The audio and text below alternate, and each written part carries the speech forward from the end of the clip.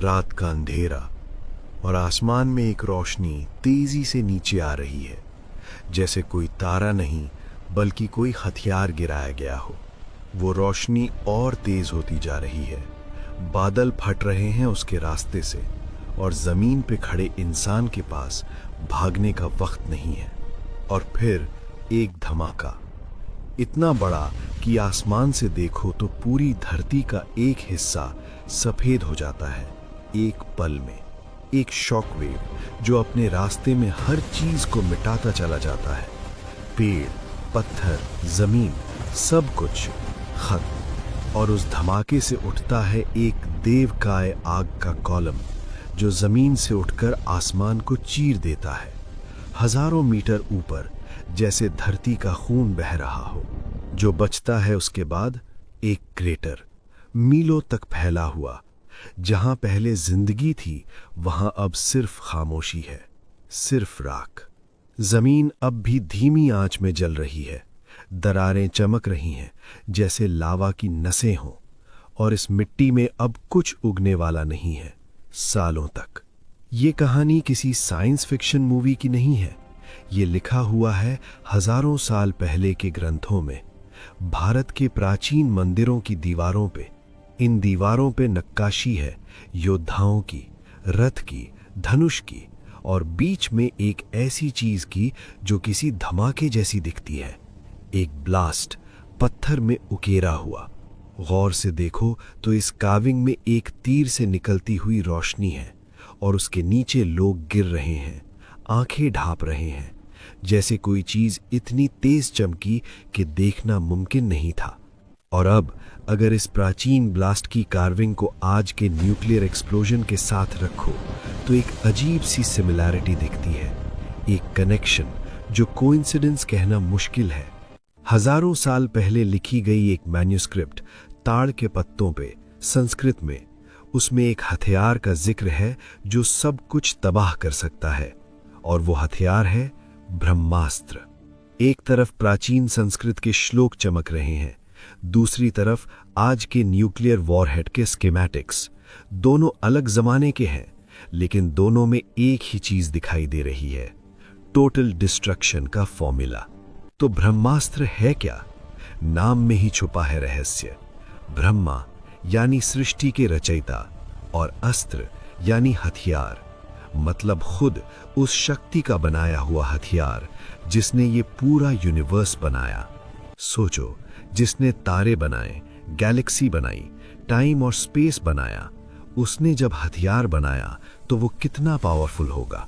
ब्रह्मा जी के हाथों में एक एनर्जी फॉर्म ले रही है, कुछ ऐसा जो पहले कभी एग्जिस्ट नहीं करता था। ये कोई साधारण तीर नहीं है, इसके अंदर गैलेक्सीज घूम रही हैं, सीक्रेट ज्योमेट्री उसके चारों तरफ ऑर्बिट कर रही है। ये कॉस्मिक वेपन है, compressed into something smaller than an arrow. लेकिन ब्रह्मास्त्र को चलाना हर किसी के बस की बात नहीं थी। इसके लिए सालों की तपस्या चाहिए थी। एक शिष्य जंगल में बैठकर आंखें बंद करके अपनी पूरी एनर्जी को फोकस करता था। सिर्फ तभी ये अस्त्र रिस्पॉन्ड करता था। जब मंत्र सही होता था तो योद्धा के चारों तरफ एक गोल्डन एनर्जी का चक्र घूमने लगता था।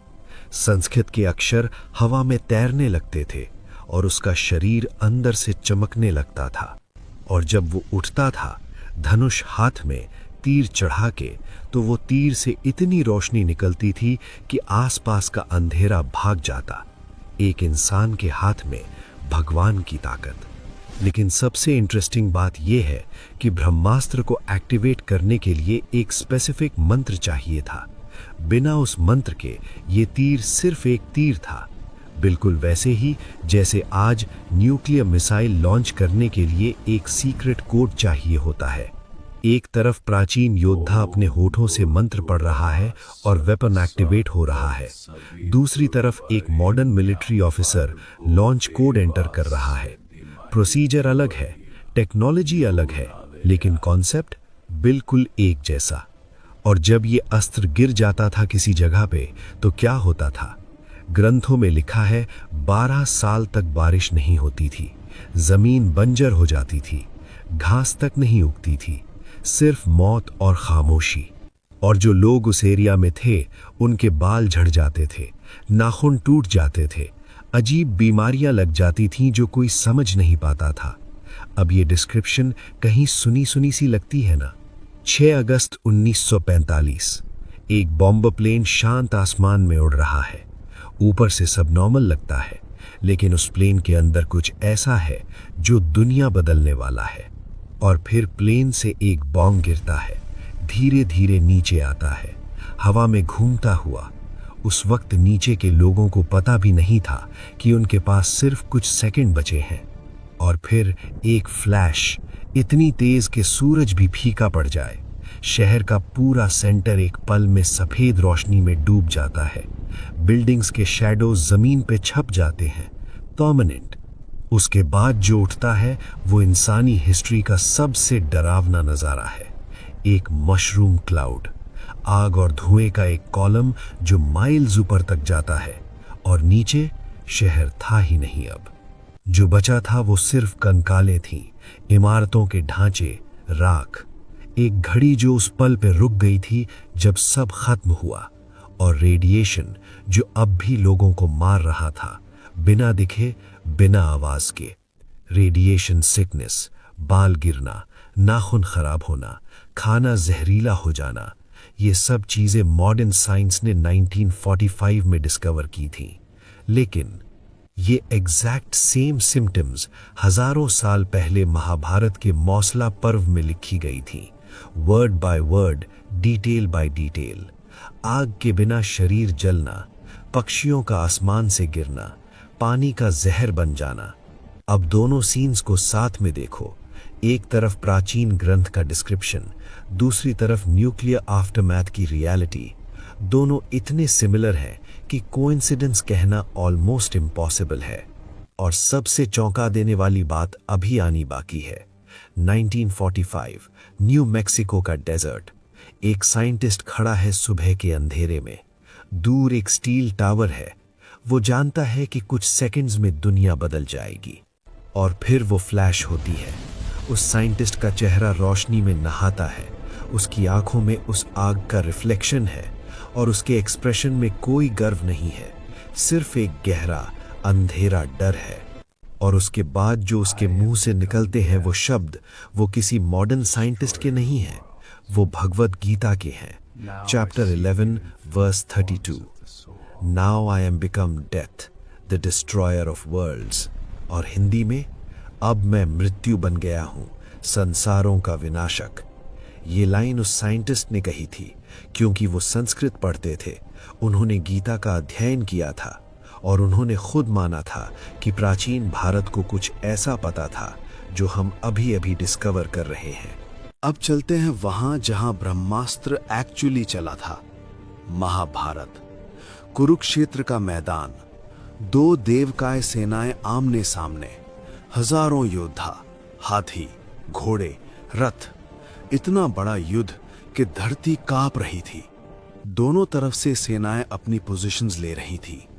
हर योद्धा के चेहरे पे एक ही बात थी, आज या तो जीत होगी या तो अंत। एक तरफ थे अर्जुन, महाभारत के सबसे महान धनुर्धर। उनके हाथ में था गांडीवा, एक ऐसा धनुष जिसमें खुद से एक डिवाइन चमक थी, और उनके आर्मर पे भगवान की नक्काशी थी। और दूसरी तरफ था अश्वत्थामा, द्रोणाचार्य का बेटा, एक योद्धा जिसने सब कुछ खो दिया था। उसका चेहरा गुस्से और दर्द से भरा था। उसकी आंखें खून से लाल थीं, और उसके माथे पे एक लाल मणि चमक रही थी, जैसे अंदर कोई आग जल रही हो। दोनों आमने सामने, दोनों के हाथों में धनुष, बीच में सिर्फ कुछ मीटर की दूरी। और दोनों जानते हैं अब जो होगा वो वापस नहीं होगा। अश्वत्थामा ने पहले ब्रह्मास्त्र छोड़ दिया। गुस्से में, दर्द में उसके तीर से लाल रोशनी फूट पड़ी। एनर्जी इतनी तेज थी कि उसकी आंखें चमक उठी। ये कोई युद्ध नहीं था, अब ये सर्वनाश था। अर्जुन ने जवाब दिया, शांत, फोकस्ड। उनके तीर से गोल्डन रोशनी निकली। सेक्रेड जियोमेट्री उसके चारों तरफ घूमने लगी। ये 2 ब्रह्मास्त्र थे, एक दूसरे की तरफ बढ़ रहे थे। दो बीम्स, एक लाल एक सुनहरी, बैटलफील्ड के ऊपर से गुजरते हुए एक दूसरे की तरफ लपके। जमीन फट रही थी उनके नीचे, सैनिक भाग रहे थे, घोड़े पागल हो रहे थे, और फिर दोनों टकराए। उस पल एक ऐसी रोशनी फूट पड़ी कि पूरा आसमान सफेद हो गया।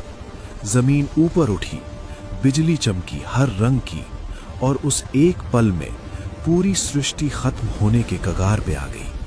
आसमान फटा हुआ था, पेड़ उड़ रहे थे, नदियां सूख रही थी, हर तरफ तबाही थी। दो ब्रह्मास्त्र का आपस में टकराना ये किसी भी चीज से ज्यादा खतरनाक था, और मॉडर्न लैंग्वेज में इसे कहते हैं म्यूचुअली अश्योर्ड डिस्ट्रक्शन। वही कॉन्सेप्ट जिस पे पूरी कोल्ड वॉर टिकी थी। तब ऋषियों ने चीख कर कहा, रोको, अगर ये दोनों टकराए तो इस धरती पे कुछ नहीं बचेगा। वो दुनिया के सबसे ज्ञानी लोग थे, और उनके चेहरों पे सिर्फ एक ही चीज थी, खौफ। अर्जुन ने सुन लिया। उन्होंने अपनी आंखें बंद की, हाथ में एक मुद्रा बनाई और रिकॉल मंत्र पढ़ा। उनकी गोल्डन एनर्जी धीरे धीरे वापस आ गई, उनके तीर में सिमट गई, क्योंकि अर्जुन को सिखाया गया था ना सिर्फ चलाना बल्कि वापस बुलाना भी। लेकिन अश्वत्थामा, उसे चलाना तो आता था लेकिन वापस बुलाना नहीं। उसकी लाल एनर्जी बीम बेकाबू हो गई, हवा में सांप की तरह लहराया और डायरेक्शन बदल लिया। अब ये किसी और की तरफ जा रही थी। उत्तरा, अभिमन्यु की पत्नी, जो उस वक्त गर्भवती थी, एक रॉयल टेंट में छिपी बैठी थी, और उस टेंट के बाहर से लाल रोशनी बढ़ रही थी। वो समझ गई थी कि मौत आने वाली है, ना उसकी बल्कि उसके होने वाले बच्चे की। लेकिन तब कुछ हुआ। बीच में आए कृष्ण, शांत, मुस्कुराते हुए। उनके हाथ से एक नीली रोशनी का शील्ड बना, और अश्वत्थामा की पूरी डिस्ट्रक्टिव एनर्जी उस शील्ड से टकराई और रुक गई। कृष्ण के चेहरे पे एक शांत सी मुस्कान थी, जैसे उन्हें पता था ये होगा, जैसे उन्हें सब पता था। उनकी आंखों में कोई डर नहीं था, सिर्फ एक पीसफुल कॉन्फिडेंस थी, जो सिर्फ उस शक्ति के पास होती है जो सबसे ऊपर है। वो बच्चा बच गया। उसका नाम था परीक्षित, जिसने आगे चलकर पूरे भारत पे राज किया। लेकिन ये बात की है। पहले एक और रहस्य है जो आज तक सॉल्व नहीं हुआ। मोहिंजोदारो। जब 1920 में पाकिस्तान के सिंध में मोहिंजोदारो की खुदाई हुई तो आर्कियोलॉजिस्ट को एक शहर मिला, रिमार्केबली प्लान्ड, सीधी सड़कें, प्रॉपर ड्रेनेज, लेकिन कुछ चीजें थीं जो समझ में नहीं आई। इंसानी कंकालें अजीब पोजीशंस में पड़े थे, जैसे मौत अचानक आई थी बिना वार्निंग के। और सबसे अजीब बात, वहां की ईंटें, उनकी सरफेस पे एक ग्लासी लेयर थी, जैसे वो एक्सट्रीम हीट में पिघलकर जम गई हो। ये तभी होता है जब टेम्परेचर 1500 डिग्री सेल्सियस से ऊपर जाए, एक ही पल में। अब अगर इस विट्रिफाइड ईंट को नेवाडा के न्यूक्लियर टेस्ट साइट के जमीन के साथ कंपेयर करो तो दोनों ऑलमोस्ट आइडेंटिकल दिखेंगे। Same fused surface, same crystallised pattern, 5000 साल का फर्क, लेकिन रिजल्ट एक जैसा। तो सवाल ये है कि प्राचीन भारत में क्या सच में न्यूक्लियर जैसी टेक्नोलॉजी थी? देखो, ये कहना बहुत बड़ा क्लेम होगा, और बड़े क्लेम्स के लिए बड़े एविडेंस चाहिए, और वैसे एविडेंस अभी अवेलेबल नहीं है। लेकिन जो हम जरूर कह सकते हैं वो ये कि हमारे ग्रंथों में जो डिस्क्रिप्शंस हैं वो किसी साधारण कल्पना से कहीं ज्यादा स्पेसिफिक हैं। रेडिएशन के सिम्टम्स, वेपन्स के एक्टिवेशन कोड्स, दो अल्टीमेट वेपन्स के टकराव से सृष्टि के खत्म होने का कॉन्सेप्ट, ये सब कुछ ज्यादा एक्यूरेट है सिर्फ इमेजिनेशन के लिए। या तो ये इंसानी हिस्ट्री की सबसे इनक्रेडिबल कोइंसिडेंस है, या फिर हमारे पूर्वजों को कुछ ऐसा पता था जो हमने अभी दोबारा खोजा है, और शायद कुछ ऐसा भी जानते थे जो हम आज भी नहीं समझ पाए। और आज दुनिया में 12,000 से ज्यादा न्यूक्लियर वॉरहेड्स हैं, हर एक में इतनी ताकत कि पूरे शहर मिटा दें।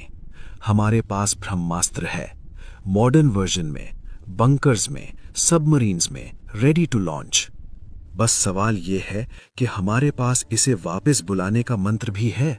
सोचिए, और अगर इस वीडियो ने आपको सोचने पे मजबूर किया तो सब्सक्राइब कर लीजिए। ऐसी और कहानियां आने वाली हैं जो इतिहास को बिल्कुल नई नजर से दिखाएंगी।